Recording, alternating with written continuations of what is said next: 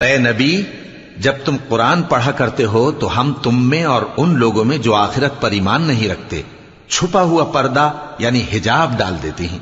اور ان کے دلوں پر بھی پردے ڈال دیتے ہیں کہ اسے سمجھ نہ سکیں، اور ان کے کانوں میں ثقل پیدا کر دیتے ہیں۔ اور جب تم قرآن میں اپنے پروردگار یکتا کا ذکر کرتے ہو تو وہ لوگ بدک جاتے ہیں اور پیٹ پھیر کر چل دیتے ہیں۔ یہ لوگ جب تمہاری طرف کان لگاتے ہیں تو جس نیت سے یہ سنتے ہیں ہم اسے خوب جانتے ہیں، اور جب یہ سرگوشیاں کرتے ہیں یعنی جب ظالم کہتے ہیں کہ تم تو ایک ایسے شخص کی پیروی کرتے ہو جس پر جادو کیا گیا ہے، دیکھو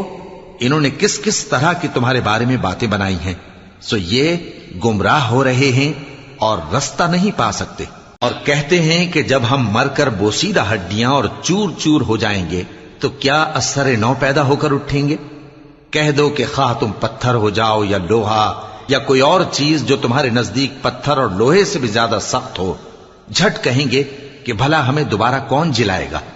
کہہ دو کہ وہی جس نے تم کو پہلی بار پیدا کیا تو تعجب سے تمہارے آگے سر ہلائیں گے اور پوچھیں گے کہ ایسا کب ہوگا؟ کہہ دو امید ہے کہ جلد ہوگا۔